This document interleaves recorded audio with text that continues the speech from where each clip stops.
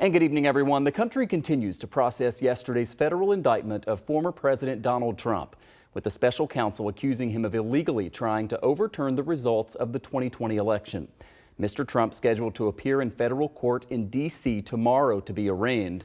Whether or not you think the charges were warranted, you probably will be following the eventual trial.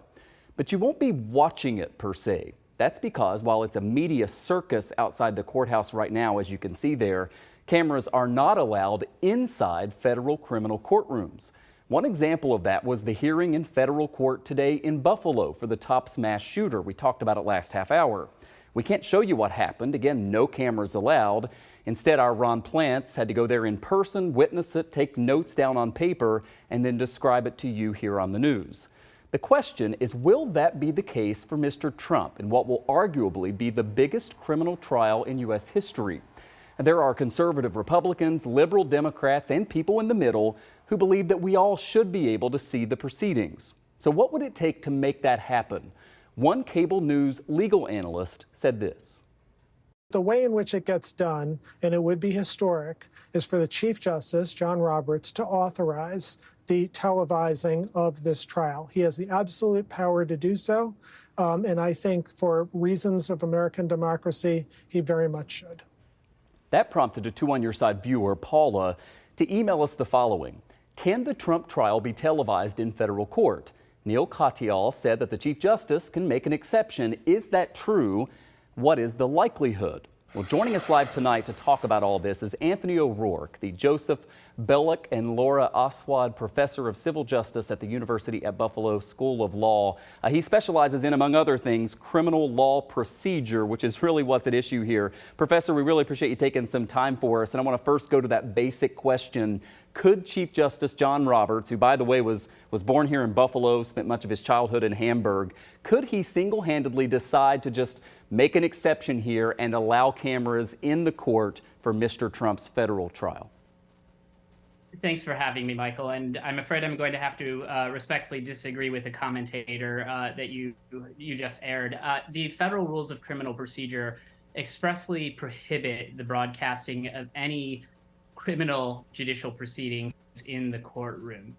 And those rules can only be amended through a process that takes about 3 years. So unfortunately, there's no quick way to change the rules to broadcast a criminal trial, no matter the strength of the public interest. We're showing video there of Chief Justice Roberts. Although he can't single-handedly do this, we were talking earlier today, he does have a lot of sway in terms of, being the head of the judicial conference, which makes recommendations and can make changes. If the court system overall decided to allow cameras for criminal matters, it's probably going to need his blessing. I want to play a little bit about what he has said in the past, because he doesn't seem very big on this idea of broadcasting trials or Supreme Court proceedings. Listen to this. Television changes a lot. And I ask people, which public institution has been improved by being televised? And I don't know what institution has been improved by being televised. I know a lot that have been harmed by it. And my judgment is that it has the potential of hurting the court. So, Professor, that doesn't sound like someone who would be very supportive of making these changes. Does that make it pretty unlikely that we would see the judicial conference propose a rule and then start that 3-year process that you mentioned to eventually allow cameras? I suspect it would be very unlikely. So, as you just noted, the Chief Justice of the Supreme Court, while he has titular authority over this, relies on an advisory committee of scholars and academics to propose and draft rules. And this is a slow burn. It takes about 3 years. And I think that in the criminal context, that advisory committee certainly could have the authority to propose such a rule, but the interest in a defendant's right to a fair trial and the particular security concerns that attend high-profile criminal trials would probably make the advisory committee reluctant to even propose the rule, and I think certainly would make the judicial conference and ultimately the Supreme Court reluctant to adopt it.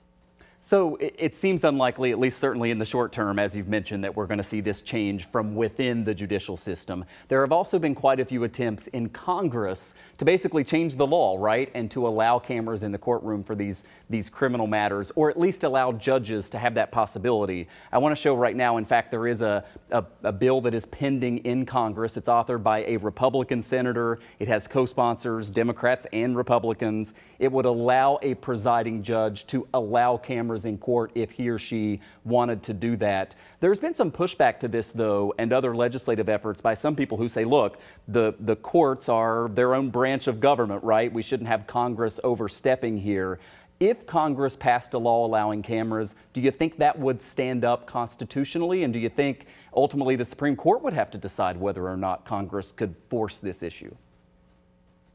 That's a great question, and it raises two separate constitutional issues. One is the separation of powers question of how much authority does Congress have to control procedures in federal courts. And I would say that it is pretty well established that they could do that. So if there was a law that was duly enacted by both chambers of the House, signed by the president, that gave or even maybe required judges the authority to have cameras in the courtroom, then I think that would stand up to a separation of powers challenge. But the other issue is the defendant's right to a fair trial in criminal proceedings. And that is quite weighty, and it really could be implicated, especially if cameras were in the courtroom against the defendant's will.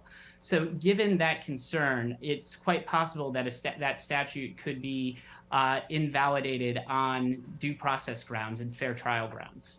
I have about a minute left, Professor. I wonder, just as someone who follows all of this, what do you make about the debate? You know, all 50 of our states have Supreme Courts that now allow cameras that are broadcast the proceedings. A lot of states allow cameras in court. New York, not one of the best ones in terms of access, but it's a contentious issue. It certainly is. And I think that the question of cameras in the Supreme Court, which I undoubtedly think should be there, is a separate one from cameras in a criminal trial.